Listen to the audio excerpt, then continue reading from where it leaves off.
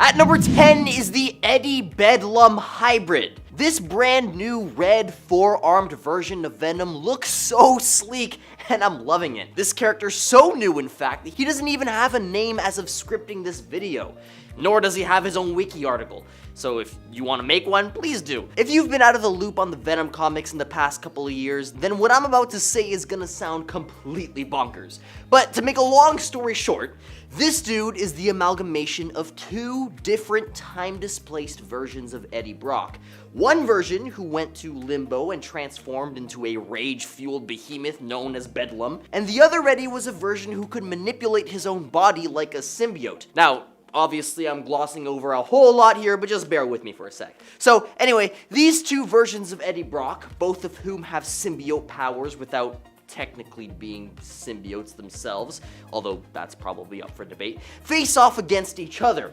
Brock then uses his symbiote powers to continue the fight inside Bedlam's mind, where he's ultimately successful in defeating Bedlam, and the two merge to form this beauty right over here. And to put things into perspective, this new Venom had a massive showdown against Dr. Doom, and even gives him a run for his money. I mean, that is until the two of them have to team up against a T-Rex Venom, and if you feel like you have no idea what I'm talking about, good.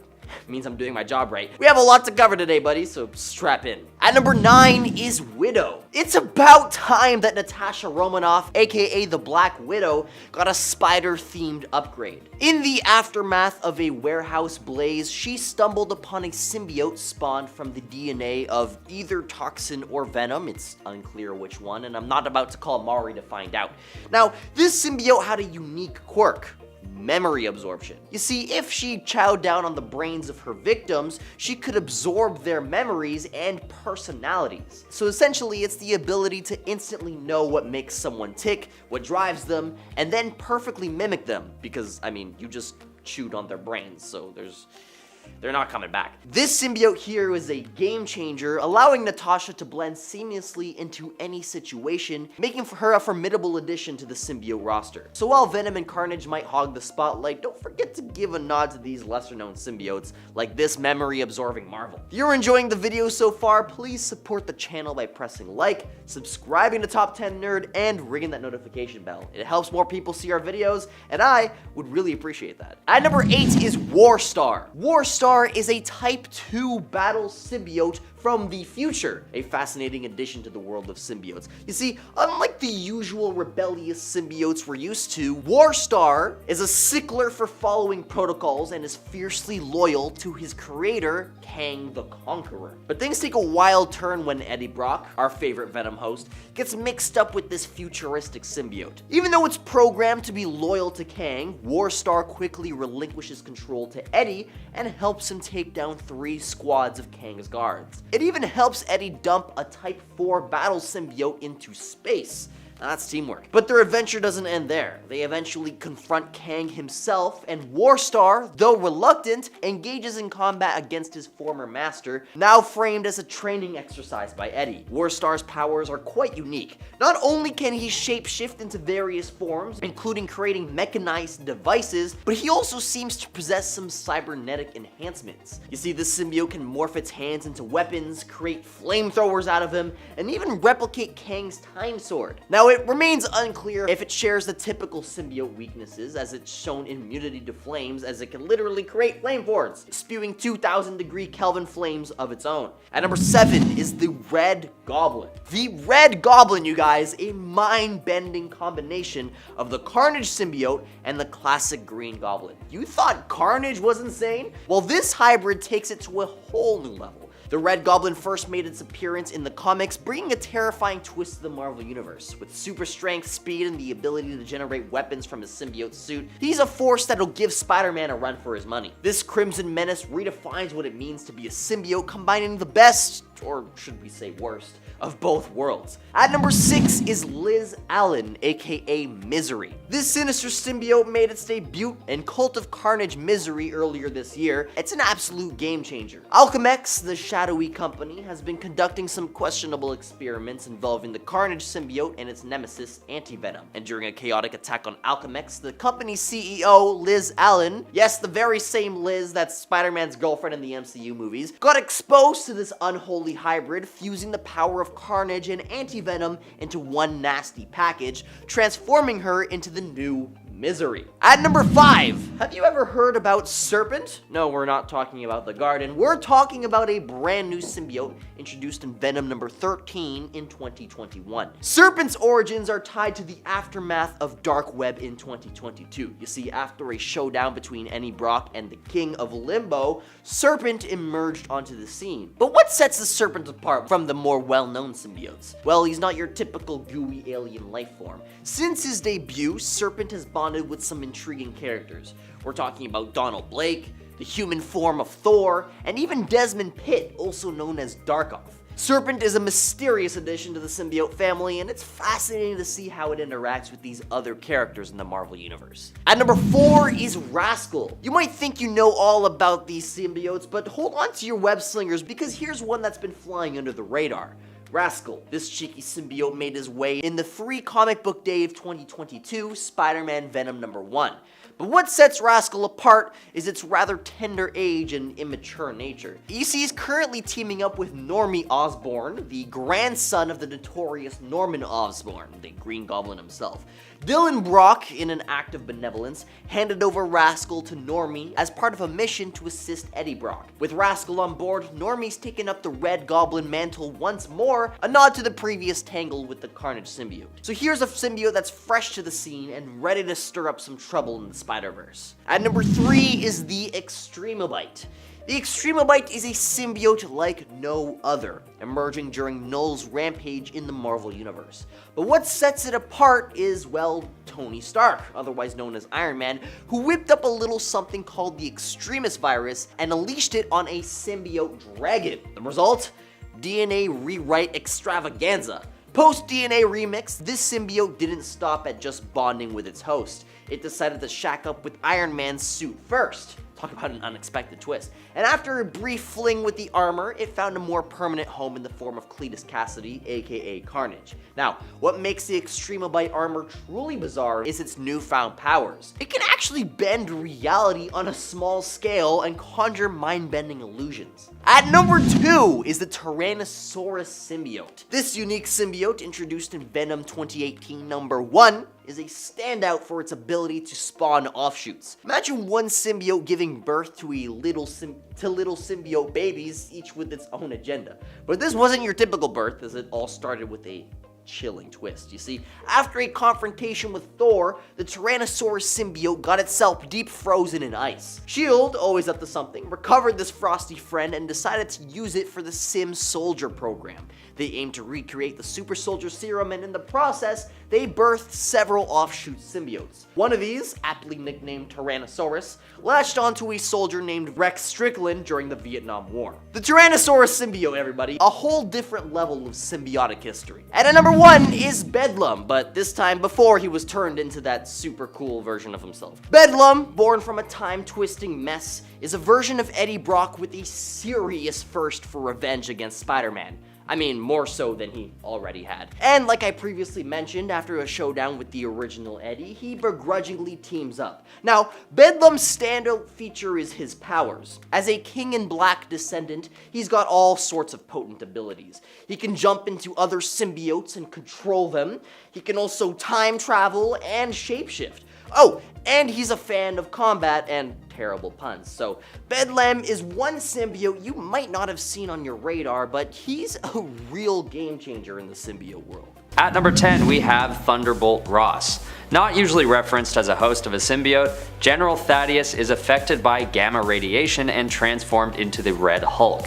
He even gets himself a membership to the Avengers, but people often forget that he himself was also overtaken by the Venom symbiote. During a crucial moment while Blackheart is attempting to merge Sin City with his own dimension, Ross is granted both the Spirit of Vengeance and the Venom symbiote. This makes him the only character to ever don the titles of Hulk, Ghost Rider, and Venom all at once. Maybe people forget simply because his other abilities overshadow the moment he spends as Venom, which makes sense.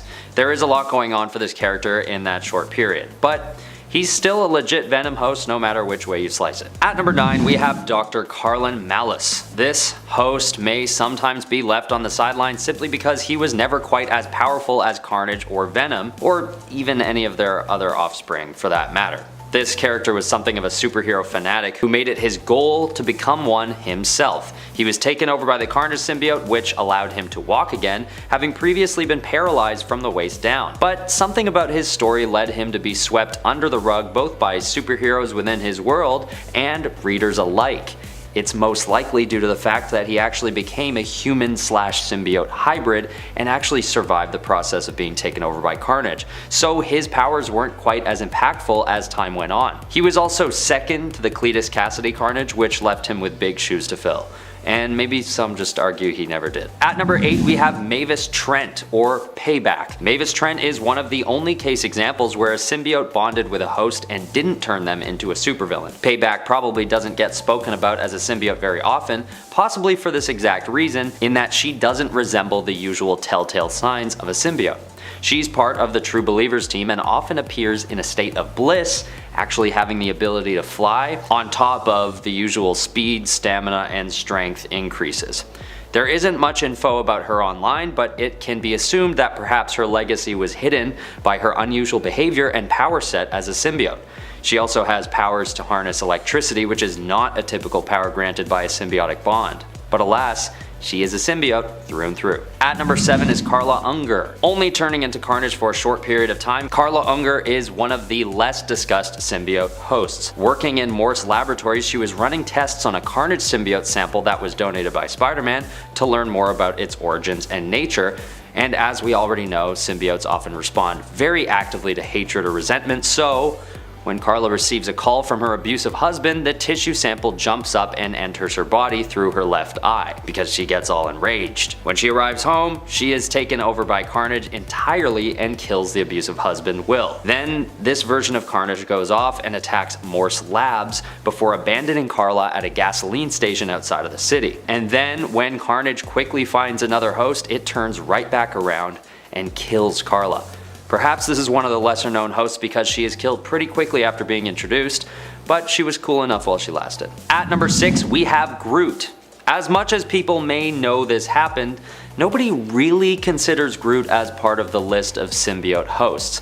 Maybe it's because he was turned at the same time as the rest of the Guardians of the Galaxy. Or Rocket Raccoon and Drax at least. The way that this happens, for those of you who don't know, is that Agent Venom had been traveling through space with the Guardians when the symbiote started to communicate with the hive mind once again. And although the symbiote seems to have been tamed at this point, it begins to respond to its instinctual nature and detaches from Agent Venom, taking over a number of heroes, including Groot. Groot Venom then wreaks havoc on the ship, breaking everything in its path, yelling out, "I am Venom," which is a fun little touch. At number 5, we have Tarna's symbiote. In her normal form, Tarna is a Skrull who used a symbiote to protect the cosmos as an agent of the cosmos. She makes it her duty to follow Flash Thompson's Venom around to gauge if he would have what it takes to be an agent of the cosmos as well. But something goes wrong during a confrontation with Flash and Tarna is seemingly killed.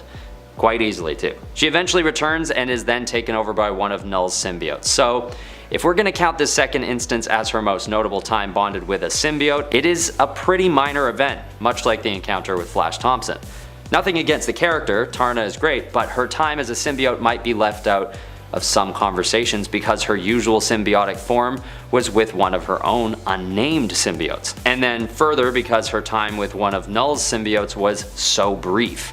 But there's no doubt that she's considered a symbiote host regardless. At number 4 is Dr. Octopus.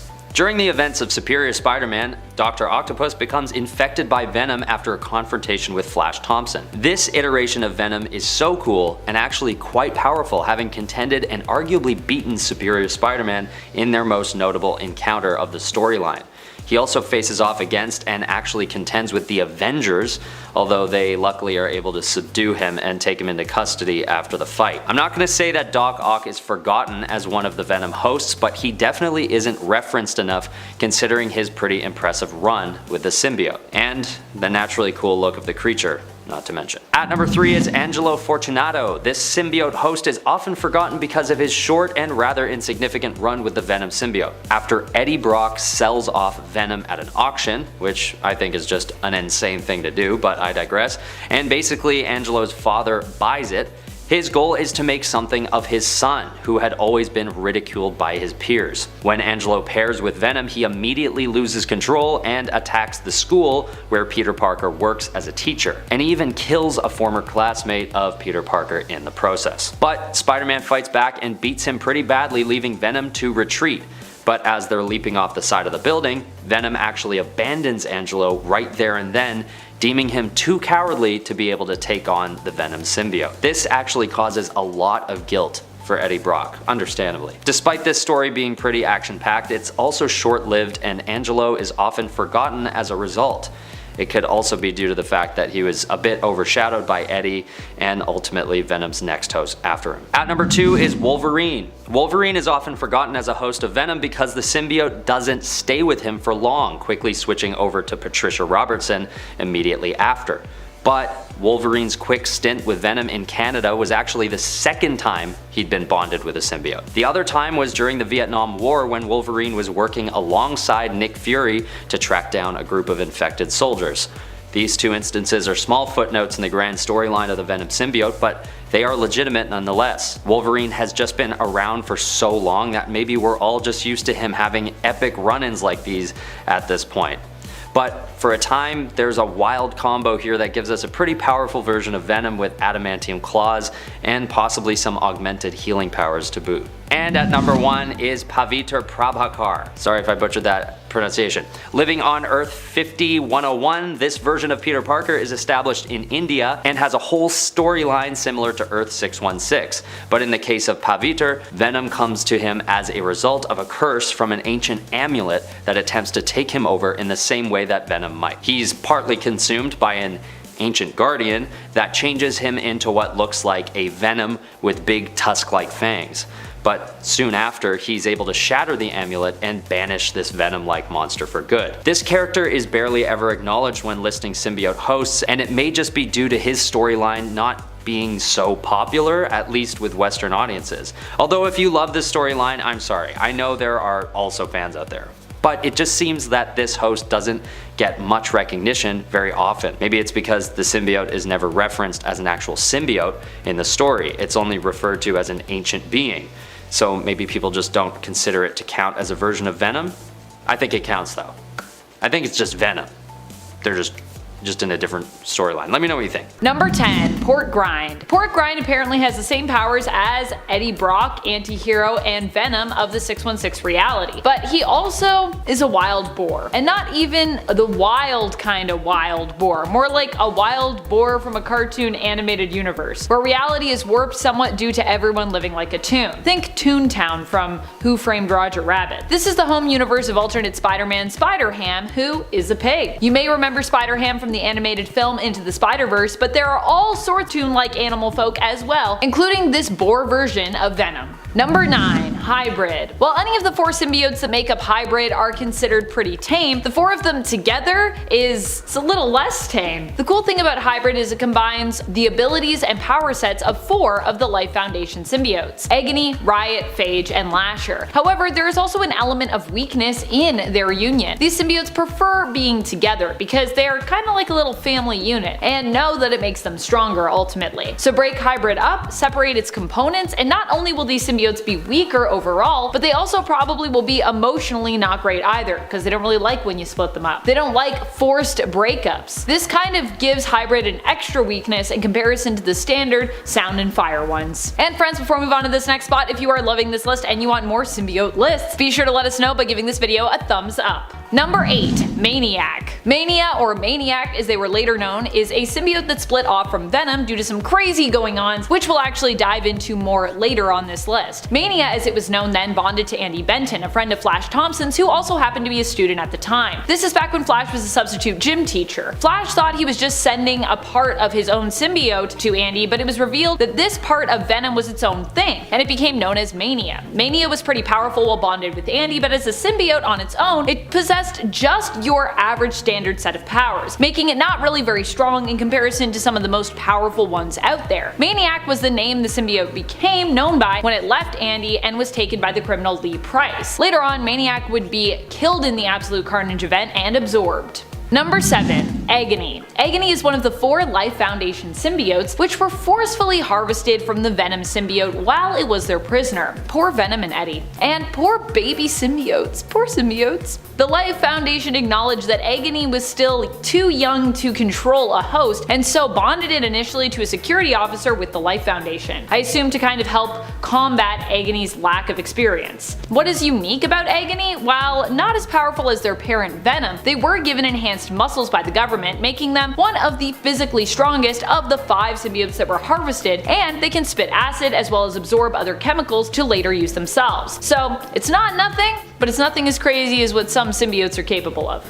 Number 6. Payback variant. This symbiote wasn't a symbiote in the same way as the ones from Clintar are. It instead was a being of pure electromagnetic energy that bonded with S.H.I.E.L.D. agent Mavis Trent. We don't know much about this new alien symbiotic species, but we do know that it bonding with Trent resulted in her getting superpowers and a cool new silver form that she could access whenever she was in a state of bliss or extreme joy or happiness. While this is a really cool idea for a character, symbiote, and design, the fact remains that the Payback symbiote was not as powerful as the ones that we usually see from Clintar. It did, however, come with some superhuman boosts to strength, speed, durability, and a healing factor. It also allowed Trent the power to fly and some cool electromagnetic and telepathic powers. Still, no shapeshifting and probably not as strong as someone like Venom or Carnage. Number 5. Riot. Physically, Riot is probably one of the most strongest Life Foundation symbiotes. It appears to be the largest in size when it comes to natural muscle mass, and its unique ability, which admittedly isn't super unique, is it can create blunt weapons. Or rather, it's not a really unique ability, but more a distinct preference of the symbiote. I mean, all symbiotes can create blunt weapons, but Riot prefers to create blunt weapons, possibly because they possess so much strength, which would bolster their force when it comes to their hits. Like all other Clintar symbiotes, Riot is also weak to sonic and heat attacks, and being part of the hybrid group, prefers to be bonded with the other life symbiotes, or at least near them whenever it can be.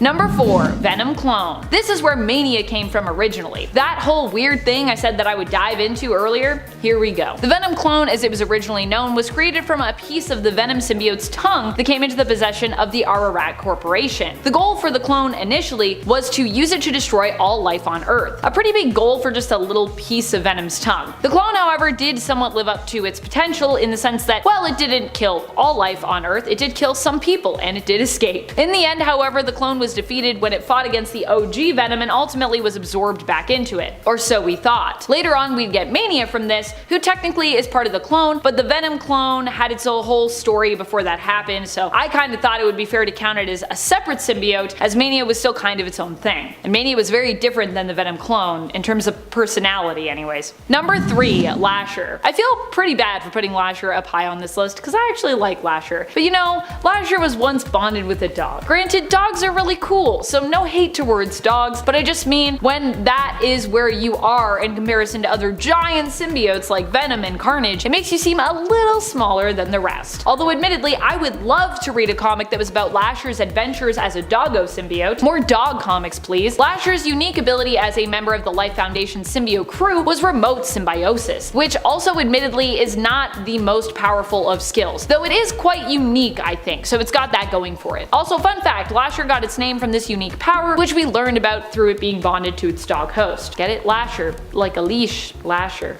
You know?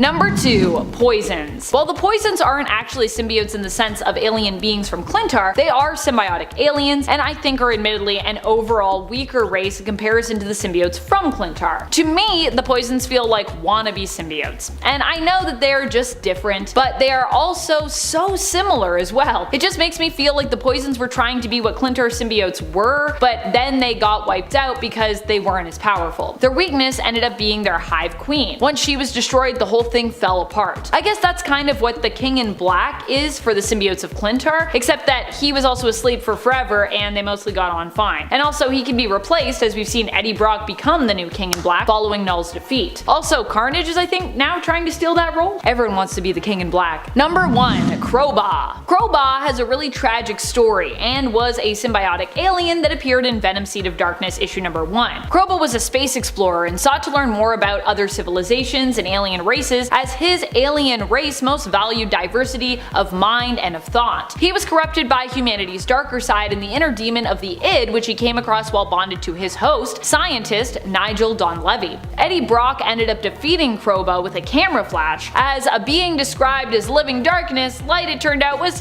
one of its weaknesses. However, it was really the dark side of humanity that did Crowbar in. Eddie's camera flash snapped it out of the violent rage that he was in, which it turns out had been brought upon by his bond to Donlevy and learning more about humanity. Crowbar was so upset at being corrupted by the darkness of humanity, in order to prevent it from being spread throughout the rest of the cosmos, he decided to take his own life.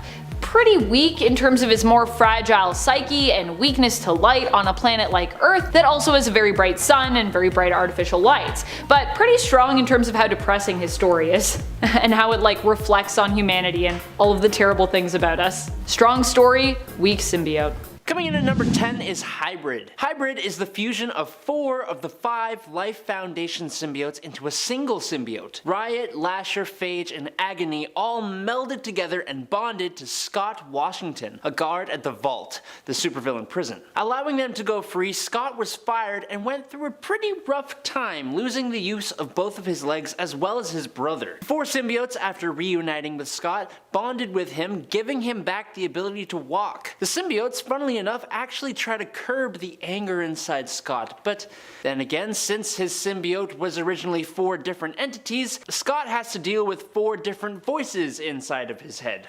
Kind of a downside in my opinion. Unfortunately, after Scott got his revenge on the X-Easy gang that had crippled him, Eddie Brock, Venom, tracked down and took out Washington in order to eliminate all the evil symbiotes, which he didn't even do because the 4 symbiotes that made up Hybrid survived, were separated, and turned over to the United States government as a special symbiote team. Coming in at number 9 is Scream. Donna Diego was a mentally disturbed woman who eventually became involved with the Life Foundation and later became a host for the last Life Foundation symbiote, the most powerful of Venom's first offspring, Scream. The Scream symbiote had gone off on her own away from the 4 that became Hybrid. Bonding with Donna, they became a villain at first and encountered both Spider-Man and Venom before she struck out, attempting to find a way to peacefully bond with her symbiote, although Donna was led into a trap and defeated by Venom anyways. Her powers are very similar to other Venom symbiotes, except with a few notable exceptions, such as her ability to extend her hair into tendrils.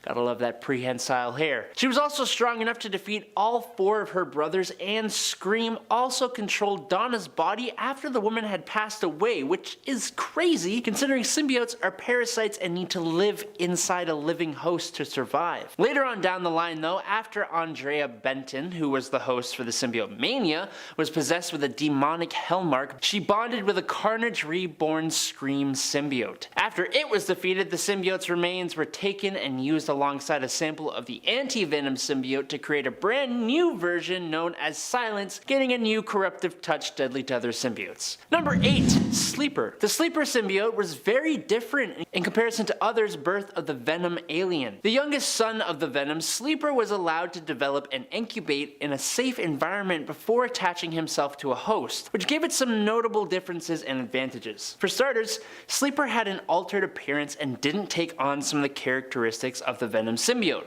like the big Spider-Man like white eyes. He also didn't become a killing machine like most other symbiotes. It was mature and cool. Well, maybe a little bit smug. He has increased cognitive functionality, allowing Sleeper to take a much more measured approach to combat rather than just diving in head first like other symbiotes do. Sleeper is actually so intelligent that it lobotomized its host, Telkar, and used him as a puppet in order to avoid being influenced by the Kree warrior. Other than its unique look and intelligence though, Sleeper also developed unique abilities like being able to bend light to camouflage itself and release neurotoxins that can put its enemies to sleep. Pretty neat symbiote if I do say so myself. Number 7. Carnage. Carnage is the first major offspring of Venom, and he is literally insane. Being a red symbiote, Carnage is quite a bit more volatile than others of his already violent race. He is unpredictable and possibly even stronger than Venom in terms of raw power, but he becomes even crazier after bonding with serial killer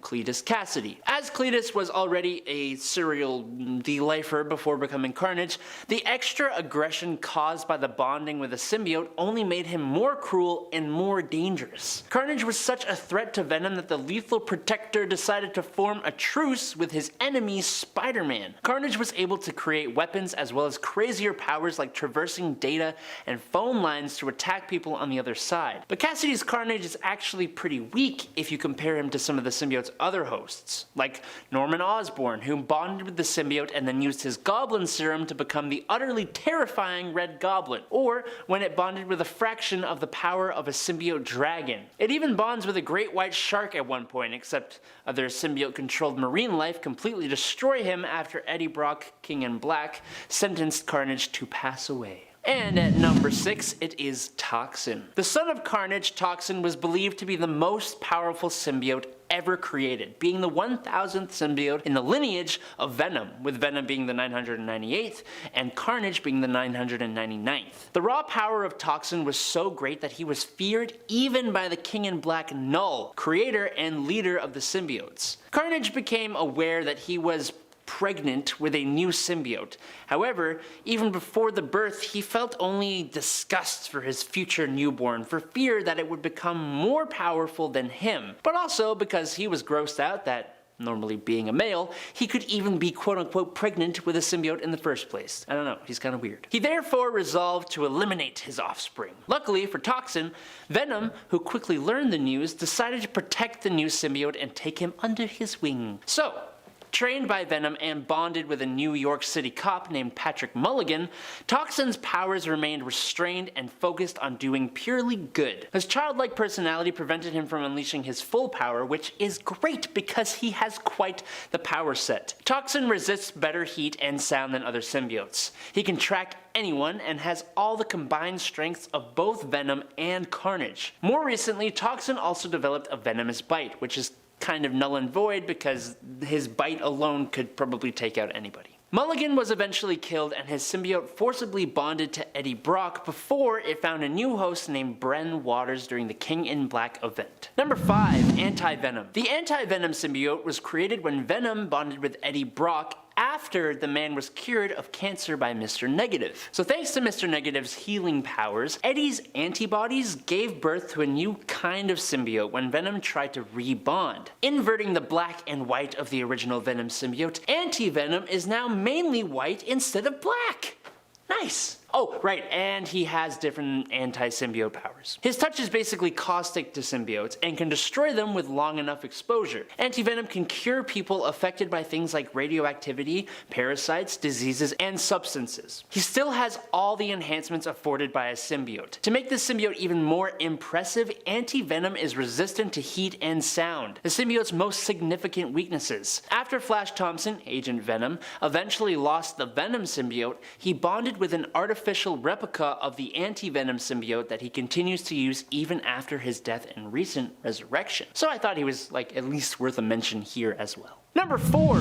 Bedlam. Following Dylan Brock's debut as the new Venom on Earth, and Eddie Brock taking on Null's former role as the symbiote King in Black, Eddie was traveling the galaxy, inhabiting different symbiote bodies when he arrived in the Garden of Time, being transported to the future. While there, he encountered other Kings in Black, with one in particular standing out. Bedlam, who was unstuck in time, was a giant symbiote powerhouse even compared to other Kings in Black throughout time. time. Bedlam is unfathomably strong and possesses some rather useful abilities to boot. Like Eddie himself, Bedlam is able to possess and control other symbiotes. He can also project his consciousness into the past and future, allowing him to give Brock a real run for his money. He bites off Brock's arm and is seemingly prepared to devour him completely, though he ends up fleeing after being distracted by Finnegan, which is another King in Black. So there's too many of them.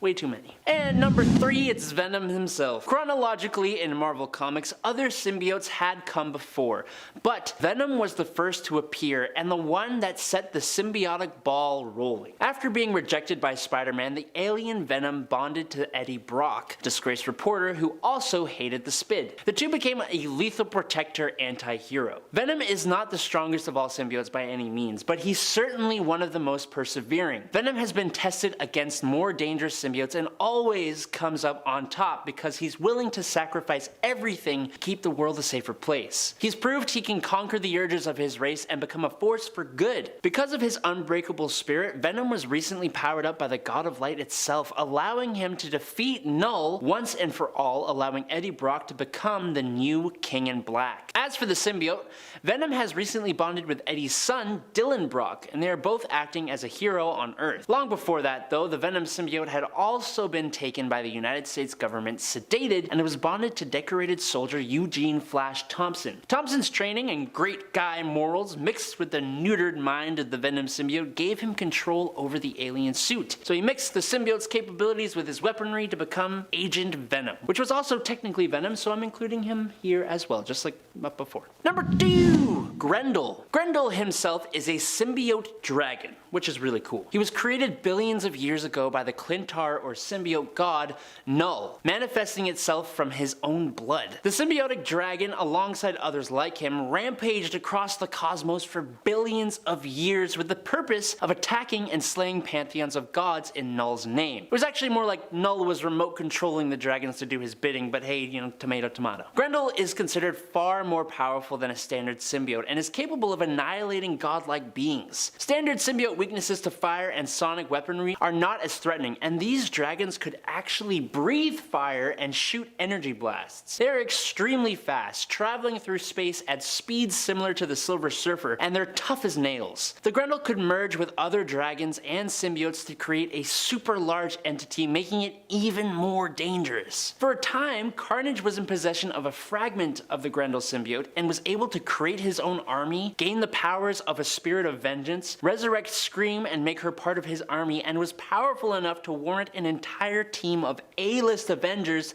to try and defeat it. Grendel is awesomely terrifying. And coming in at number 1 is All Black. I mentioned Null when talking about Grendel, but the problem is that Null himself is the god and creator of symbiotes, but he himself is not a symbiote. But being their father, basically, he deserves mentioning at the very least. But for this point though, how about we talk about the very first symbiote he created? All Black. Initially born as the Necrosword, was the first symbiote ever created from the shadow of the evil deity and softened with the divine power of a slain celestial head. It was basically a sword, created from living darkness, and it gives its wielder an exceeding level of power and capability, enough to be able to slay gods. After removing the All Black away from Null, the alien Gore is corrupted by both his hatred of gods and the dark symbiote itself, and he continues the butchering of the gods started by Null. Now, long after Gore's defeat, in the King Thor timeline, King Thor uses it to stop Galactus from consuming the Earth. But then the All Black connects to Galactus, who becomes Galactus the World Butcher. So then when Ego the Living Planet arrives, the All Black goes to Ego and transforms him into the Ego the Necroplanet,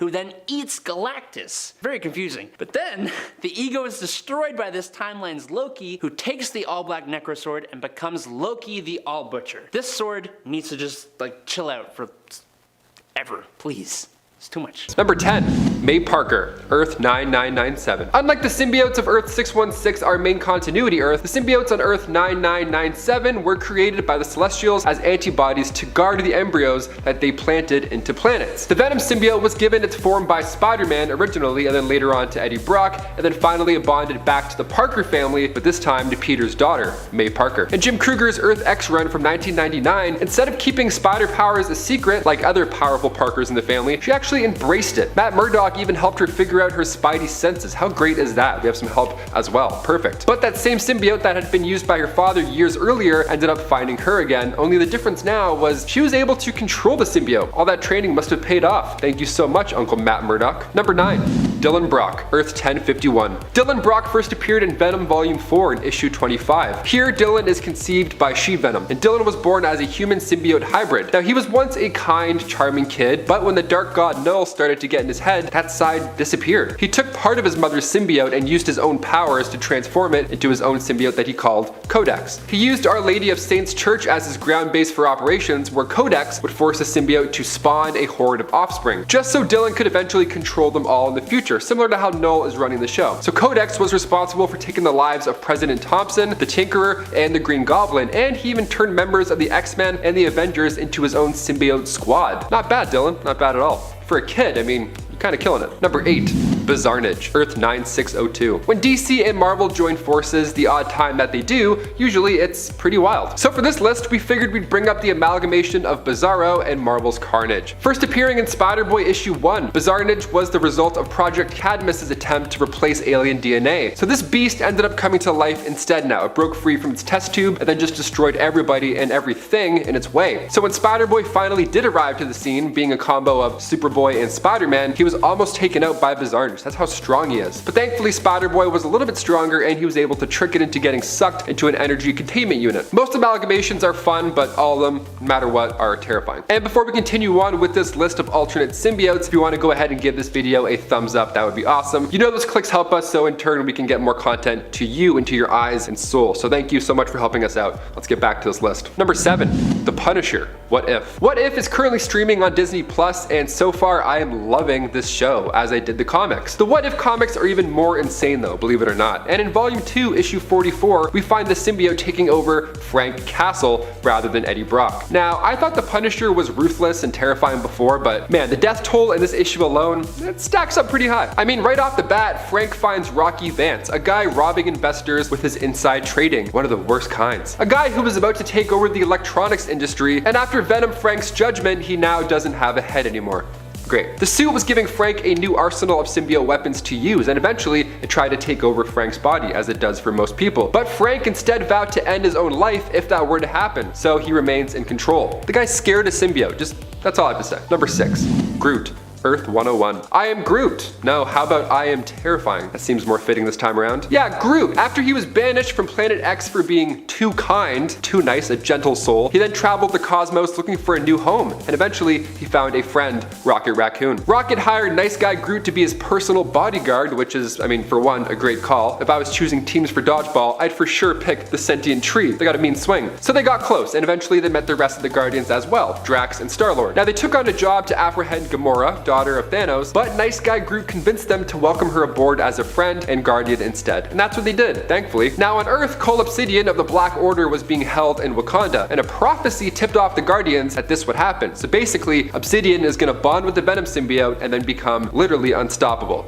What a prophecy. Nice, love those. Fortune Cookie's like, oh, really? We can't have that. So now in Wakanda, the team was fighting current host Kraven the Hunter, but after it had left him, it started going for Cole. Prophecy was about to be fulfilled, so good guy Groot jumped right in the way. Groot saved the day with his new powers, but over time he struggled to keep a lock on this dark side. Groot is just too good. He eventually taught the symbiote how to be good as well, and they remained a unit for years. Now when the Guardians teamed up with the Avengers to fight the Black Order, the symbiote returned to its first host, Spider-Man, before saying thank you and goodbye to its friend Groot, of course. A nice symbiote. This is a great point. This is awesome. Number 6 kicks ass. Number 5. Anne Wang, Earth 1051. This version of Anne made her first appearance in Volume 4 of Venom, issue 27. Her ex-husband, Eddie Brock, ended up taking his own life in this world, which is super tragic, and to make things even lonelier and more cruel, she was the only person to attend his funeral. So she started to hate 3 people at this point. Eddie's father, for having forsaken him, Peter Parker, of course, because he ruined his life and career, and finally she hates herself for not supporting Eddie enough. So she follows Eddie's trail. She goes back to Lady of Saints Church, but her rage attracted a symbiote, that same symbiote. So after those two became one, she was now determined to get revenge. She started calling herself Agent Venom, but eventually she stopped hating Peter. She started going a little bit to the good side. In fact, when Anne got pregnant with Dylan, Peter was the first she confided in. Yeah, she gave birth to that young boy Dylan who I mentioned earlier, so now it's starting to come full circle. Now you're getting it. Number 4. Ben Grimm. Earth 51838. Making his first appearance in Peter Parker the Spectacular Spider-Man issue 304, Ben Grimm, aka The Thing, was the head of security at a supervillain prison. I mean, obviously, he's a giant rock man. I would definitely put him on first. He was under the direct orders of one President Osborn, and one day during his quiet shift, he came into close contact with a symbiote and got a little bit of an upgrade himself. He loves this symbiotic dark side. He hasn't seen nearly as much action as he hoped, so this was considered a good day as well. You love to see it. Ben Grimm, really putting the Grimm in his name.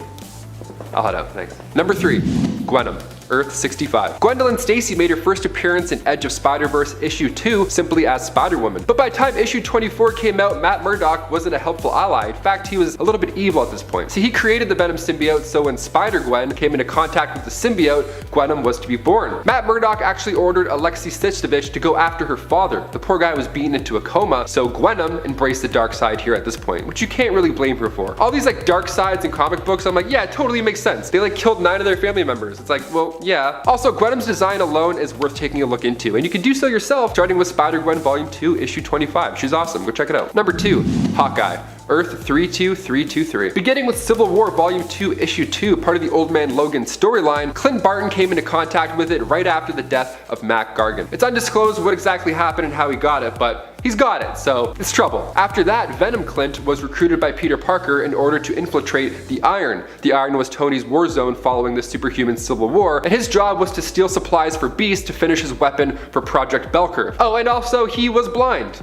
Great. He agreed, but upon landing, the group was attacked by Stark Sentinels and Elektra lost her life. And that's when Venom Clint took Daredevil's billy club from her body, and he wasn't too happy. He put that billy club right through King Ock's head, violently saving the day, as most of these do. And finally, number 1. Ultimate Venom. Venom of Earth 1610, aka the Ultimate Universe. We gotta talk about him. He made his first appearance in Ultimate Spider-Man 33. Now the Ultimates are great for the most part. We see major changes to all these heroes that we already love. Thor isn't a god, Gwen becomes Carnage, and Wanda and her brother are kind of in love. It's odd, but it's fun. In this tale, Richard Parker and Eddie Brock Sr. were working together to develop a way to heal humanity. The symbiotic biosuit named Project Venom was the key. This job was adding up to be more than a 2-man project, so they partnered up with Trask Industries to help them out. The company eventually realized the potential of the symbiote and figured, you know what, let's just use this as a bioweapon and create super soldiers. What could go wrong? Well, something definitely went wrong. Later on, when Richard and Eddie were on a plane to New York to fight Trask in court, they had secretly created their own version and wanted to pull it out to prove ownership, which, I mean, great idea, but you're talking about an alien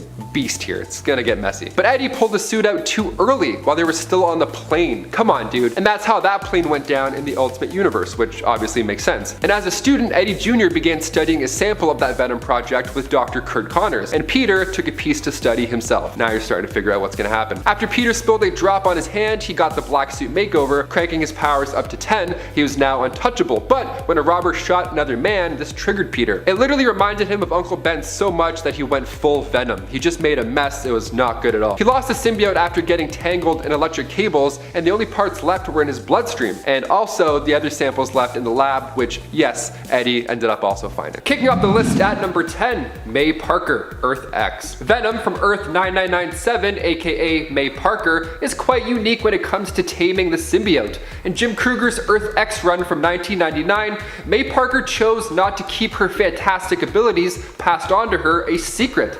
She embraced them, which is something I would do, I think. She was actually trained by Uncle Matt Murdock that is, to use her spider sense as if it's a radar.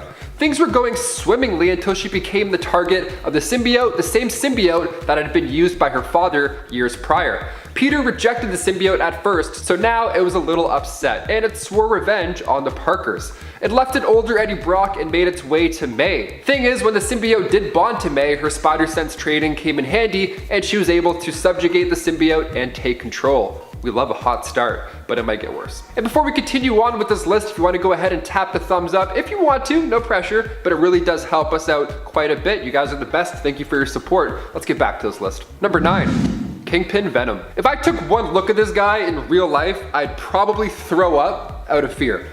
Wilson Fisk, straight out of Earth TRN 421, appeared in the 100th anniversary special Spider-Man issue 1 back in 2014. A rich guy who wants power. Where else to look than to get your fat sausage fingers on a symbiote? That's exactly what Kingpin did. In fact, he upgraded it. That's right, he added techno-organic improvements to the symbiote that gave him access to any and all tech on the planet. And that includes your recently deleted, so you might want to go check those are gone. When Eddie Brock and Peter Parker were duking it out, they both came to a conclusion that they should just destroy the symbiote. But that's when Kingpin came along and kidnapped the two. Great idea, guys, just a little too late. I love Kingpin Venom. When he's chasing Peter down, he's controlling tech and using it against him. It really is the worst case scenario for Pete. Peter managed to escape the beast by luring him into the woods and starting a fire. There he was able to get the symbiote off of him.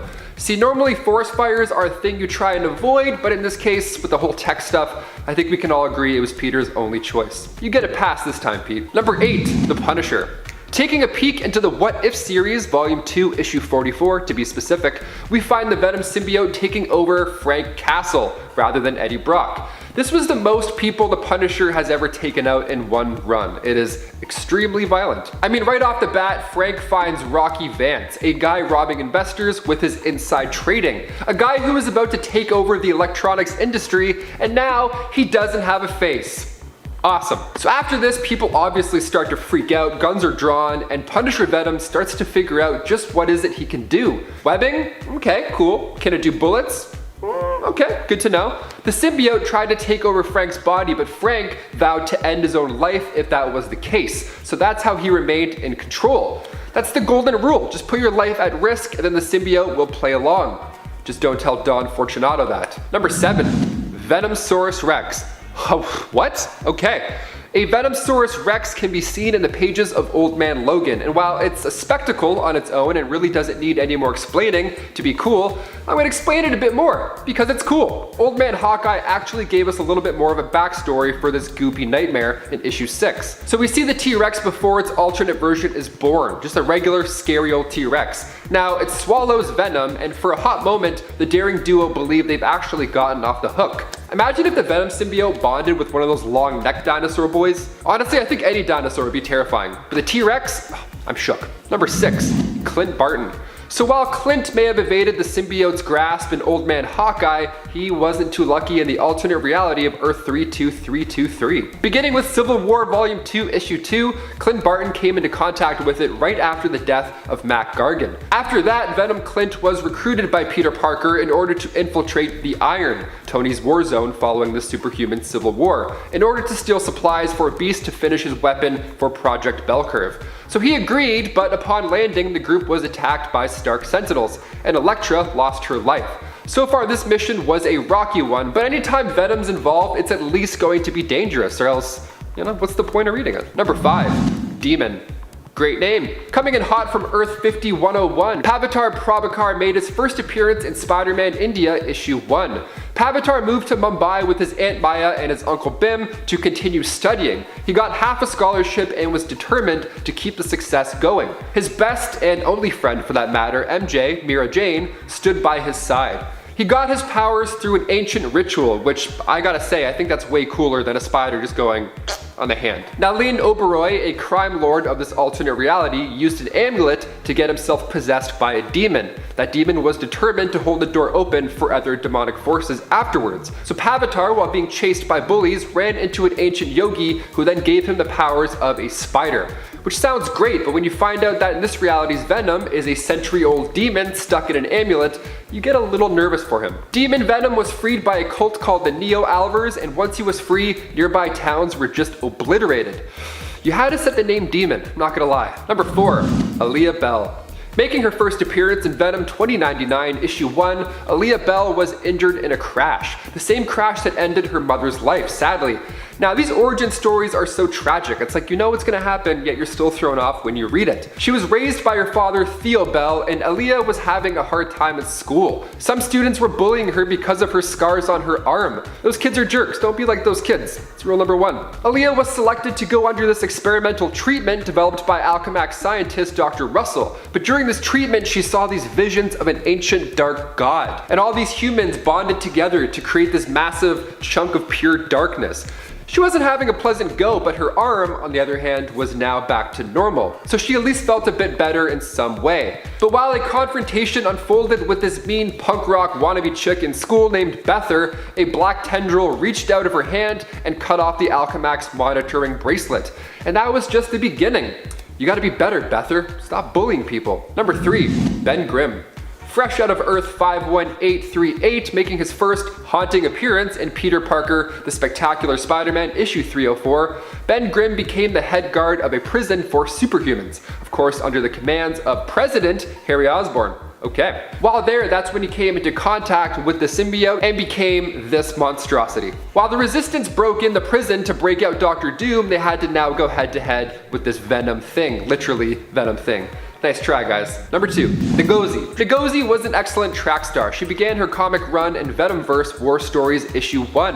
One frightful day, however, changed her life forever. She was involved in a horrible bus crash, which in turn paralyzed her from the waist down. Really heartbreaking premise, as are all of these really. She was outside one day trying to catch a grasshopper for her bug collection afterwards, and that's when she bonded to the Venom symbiote.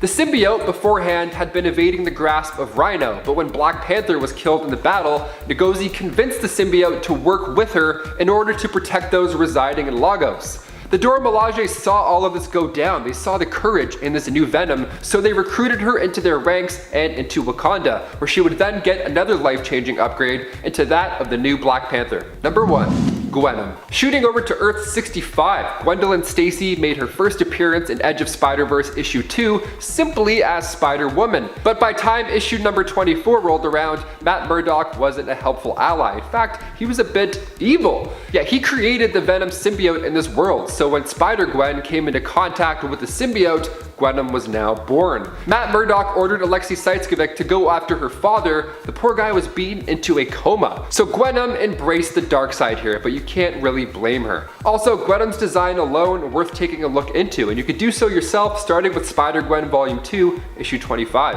At number 10, we have Toxin. One of the only good symbiotes, Toxin is an offspring of Carnage and the 1000th symbiote of his lineage. He's one of the most powerful symbiotes by a long shot and is actually considered to be more powerful than Venom and Carnage combined. I think Toxin would be a perfect addition to the MCU because as it stands, Marvel movies haven't quite delved into the complexity of the story behind the symbiotes. And so far with the Venom series being what it is, it doesn't seem like Venom and his counterparts are being portrayed in the way that they deserve. I mean, they haven't even explored their origins with Null and the Hive, and that each and every symbiote has its own MO. Toxin is a powerful, good-natured symbiote that seems to have a mind of his own and would do a lot to help the one-note portrayal of symbiotes taking place right now in the MCU. Anti-Venom. Is this cheating?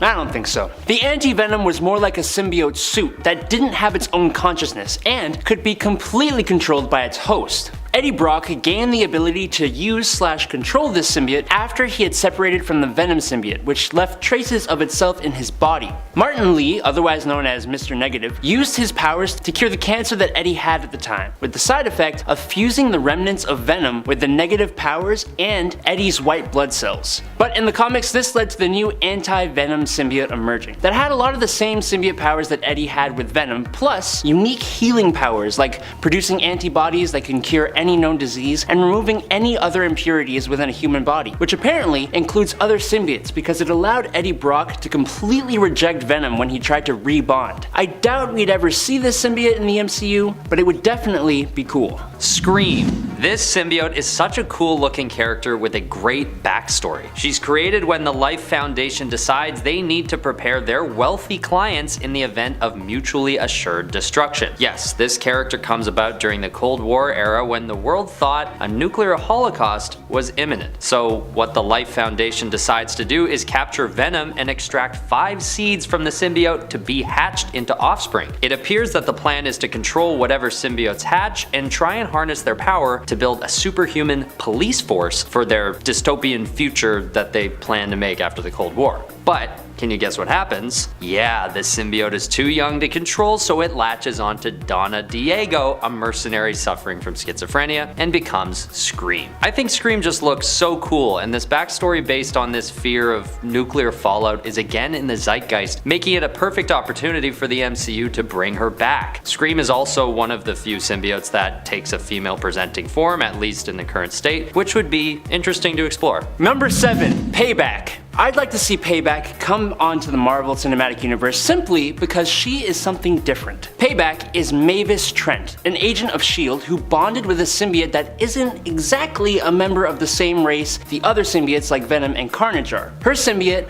is more like an offshoot or cousin of the Clintar race. Payback is an energy-based symbiote rather than an organically based one, which as you can imagine makes her rather unique, with some cool different symbiote powers to boot. While having all the usual superhuman enhancements, Payback can also fly and produce electromagnetic manipulation in the form of microwaves and electromagnetic pulses. The symbiote itself had previously bonded to her father and had imprinted with his personality and memories, which transferred to Mavis when they bonded, which I think would make for some good emotion if she was in the MCU. The symbiote also feeds off its host's bliss without hurting them, which sounds quite lovely actually. At number 6, we have Sleeper. Sleeper is the 7th spawn of the Venom symbiote, and it comes to be in a very chaotic environment at Alchemax's astrobiology laboratory. Sleeper is almost captured by the symbiote task force, and they were planning to force it to be bonded to the Scorpion, which naturally would have been a chaotic and devastating decision. But what's interesting is that Venom takes something of a parental stance against this decision, concerned for their offspring that Sleeper would become corrupt if bonded at such a young age. But what's most interesting about the Sleeper symbiote is that it spends a lot of its time traveling through the cosmos. This could give the MCU an opportunity to include one of the symbiotes in a storyline that takes place beyond Earth, like perhaps in a crossover with the Guardians of the Galaxy or Thor. Number 5.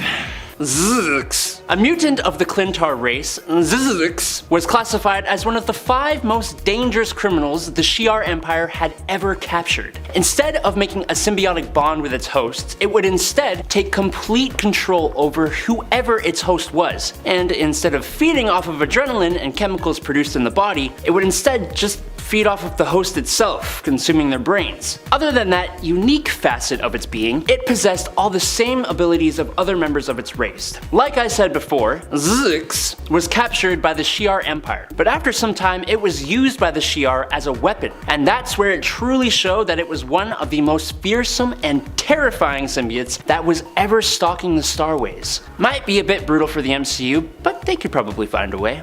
The Grendel, one of the oldest symbiotes out there. The Grendel was created literally billions of years ago by Null. It takes the form of a dragon and traverses the cosmos alongside a crimson symbiote dragon named Big Mother, created using Null's blood. This symbiote makes its way into the storyline of many different eras of Earth's history, including the Viking Age, the Vietnam War, and into the modern era. The Grendel would be a great addition to the MCU because it would allow them to explore the ancient history of Venom and the other symbiotes like it. I can envision even just a few scenes or a section of a movie taking place in a historical setting with an enormous symbiotic dragon making a devastating entrance and Null being at the helm of it all. Then cutting forward again to the modern age where the heroes we know and love face off against the creature themselves. This would add a world of context to some of the most popular storylines we've come to enjoy, and depending on how our modern heroes contend with the Grendel, also how their powers might hold up to the test of time. Number 3. Bedlam.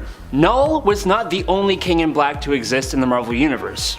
After Eddie Brock has become the new King in Black, leaving Dylan Brock in possession of the Venom symbiote, Dylan comes into contact with a giant red and black future King in Black by the name of Bedlam in Venom number 7. By come into contact, I mean Bedlam completely just wrecks him. After Bedlam has Dylan pinned, he reveals his identity as Eddie Brock himself. Now, this is probably not actually Eddie. The Kings in Black all have access to the symbiote hive mind, which means they have access to the codexes of the other Kings in Black. So, Bedlam could just be using the codex of Eddie Brock to mess with Dylan. The reason it's probably not Eddie is because Eddie has traveled through space and ended up in the Garden of Time in the far future, where he too is attacked by Bedlam, with none of the other Kings in Black intervening, who bites his arm off and tries to eat him. He's one tough cookie, and I'd like to see him, or honestly any of the Kings in Black, show up in the MCU, maybe thanks to God the Gore Butcher. Null's sword, All Black. The very first symbiote Null ever created, All Black, is a sword made out of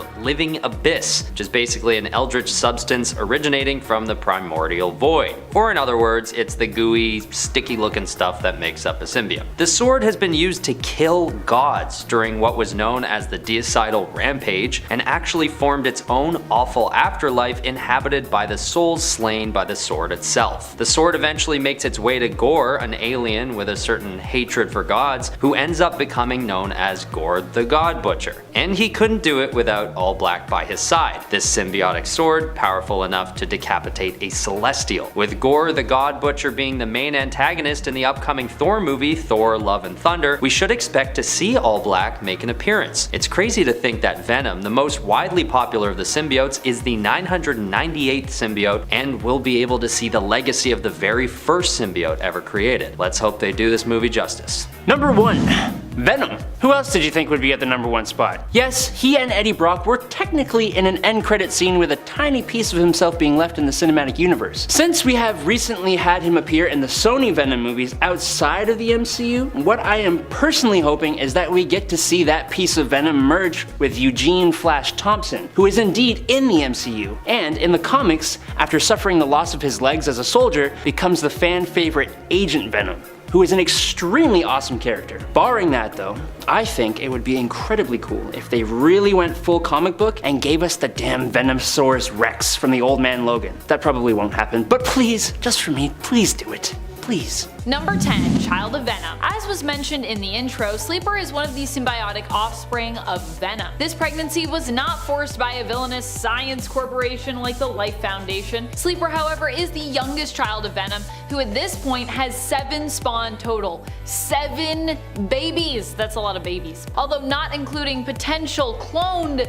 offspring, if you want to consider them that evolved from a piece of Venom, such as Mania. Although I guess you could also kind of consider Mania more like Venom's cloned sibling. Oh man, spider things and clones, they just go together like bread and butter. Venom's children from oldest to youngest at the time of this recording anyways are Carnage and the Batch 5 forcibly harvested by the Life Foundation, Scream, Agony, Riot, Lasher, and Phage, and then of course Sleeper, little baby Sleeper. Number 9, a difficult birth. Venom had a challenging birth even when it came to bringing Sleeper into the world. The symbiote was aided by Dr. Steven of Alchemax when it came to bringing its new spawn Sleeper into this world. But the birth was so challenging that Eddie Brock also decided to basically lend his help. Sleeper was the first child of Venom that Eddie was actually somewhat aware of when it came to Venom being pregnant, and was kind of the first child that they had together as more of a unit. Although Venom avoided telling Eddie about the pregnancy, only confessing after it was revealed that they were about to spawn. Of course, Venom was kind of like, you know, I kind of thought you knew, I kind of thought you felt that this thing was happening, but